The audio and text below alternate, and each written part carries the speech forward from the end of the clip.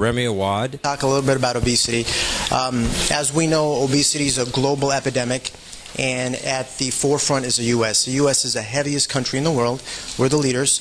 We're going to touch on treatments for obesity as well as outcomes of surgery for obesity. Again, Americans are the heaviest in the world, and about 150 million Americans are overweight or obese. This, as a result of this, it has a huge economic and medical burden on society. Another staggering and disturbing fact is adolescent obesity. I'm seeing younger and younger children, more teenage and adolescent obesity, and the rise of adolescent obesity is actually increasing faster than adult obesity. So we're seeing about 15% of all children and adults being overweight or obese. A little... Is a cap? Okay. Now, how about focusing? Focus. There we go. Okay. You want me to just go back over here? Sure. He's just going to go back. There we go. Okay, I have a lot of slides, so we'll kind of move quickly here. Just a little about terminology. We use BMI, or body mass index, and this is really one of the better things we have. It's not ideal. It doesn't take into consideration a lot of different things like muscle mass and bone density, but it basically gives you an idea of your spectrum of obesity. And to give you an idea, someone with a BMI of 19 to 25 is considered normal weight. BMI of 35 and greater are usually considered the surgical candidates for morbid obesity. Dr. Joshin touched on this briefly, but this is a retrospective analysis from the CDC, which is the Center of Disease Control, and they look at disease epidemiology, and they kind of track disease trends. And you can see that there's a light blue color where 10% or more of the population is overweight. And as we fast forward in time, you're seeing more and more of the population becoming more and more obese. And as we keep going, you can see that some states have greater than 30% of their population considered overweight or obese within a short period of time, within 15 years. So despite the public awareness of obesity, like September, for instance, this is, the Obama administration declared September as Childhood Obesity Awareness Month. So there is a lot, and Michelle Obama has Let's Move, where they try to kind of address childhood obesity. But despite all these public awareness, we're really not halting the progression. And if you look at a state-by-state comparison, Mississippi is the heaviest state, where about 30% of its population is overweight. California kind of falls right in the middle, where about 22% of its population is considered overweight or obese. And Colorado is the leanest state. So I guess the solution is if we all move to Colorado. But so you can see that the trends of obesity from the 60s onward have been really kind of increasing in a staggering rate for both children and adolescents. And this has gained a lot of public awareness. This is not something that's kind of slowly creeping up on us. We're aware of the impacts of obesity, and we're trying to halt its progression, yet there's no quick fix for it. The problem with obesity, as Dr. Joshin addressed, is that it is a disease. It's not a cosmetic issue, it's not a lifestyle issue, but it's actually a disease. And major health organizations such as the CDC, American Medical Association, World Health Organization, very reputable organizations have classified obesity as a disease. And the reason that it's a metabolic disease is that it affects the body as a whole. You see breathing problems, obstructive sleep apnea, hypoventilation syndrome.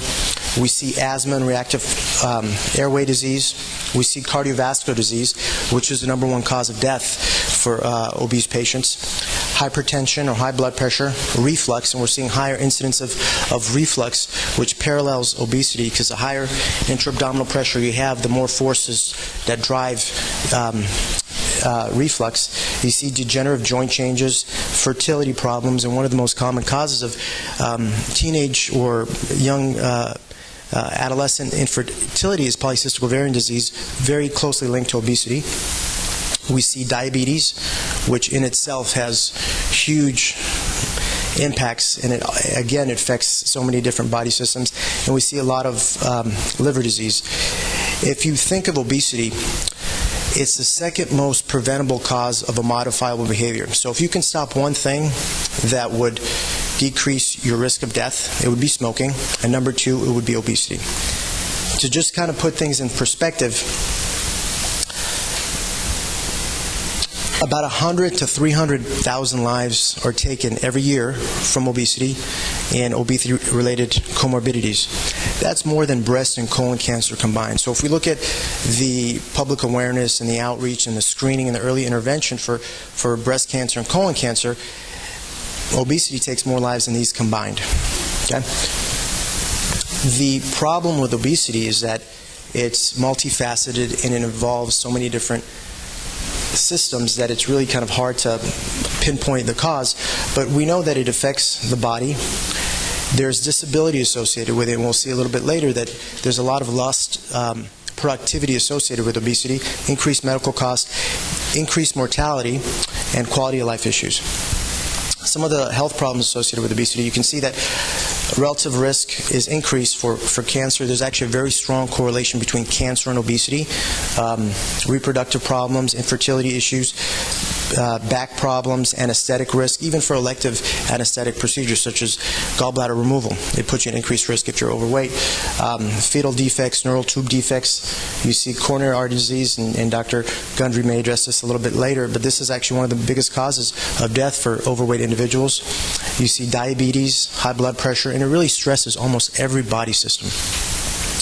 We see fatty liver disease. You can see a healthy liver has kind of sharp edges. These fatty livers, actually, there's something called non-alcoholic steatohepatitis, which is a fatty liver disease. So your liver cells gets kind of infiltrated with fatty cells, and it can actually lead to liver failure. And there's patients who we transplant livers for really kind of end-stage steatosis. So the link between obesity and cancer, this is not as kind of exciting as Patricia's enthusiastic talk, but just to kind of give you an idea that there is a very strong link between obesity for men across the board. If you look at normal weight individuals across the board, there's an increased relative risk of death from almost every cancer associated with obesity.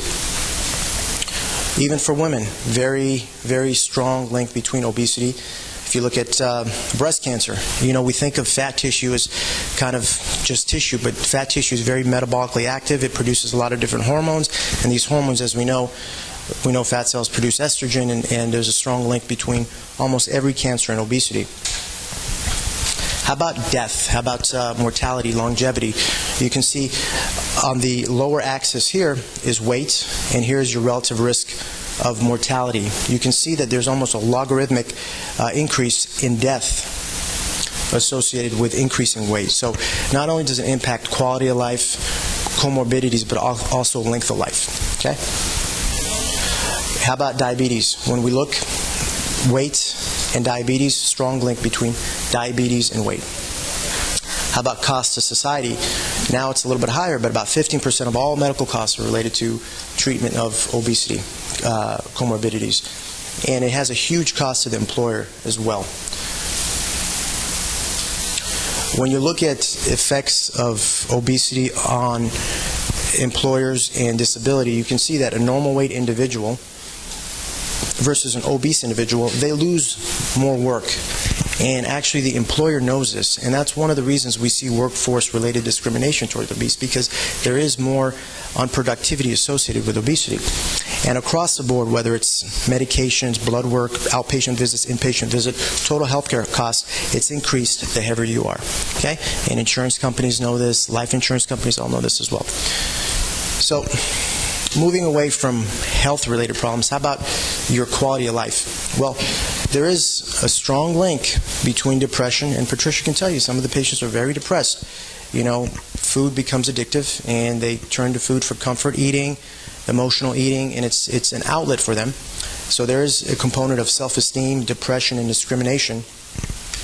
And I think as a society we're very progressive, but we consider obesity the last socially accepted form of obesity in our society. We do discriminate toward the heavier individuals, and to a sense is socially accepted.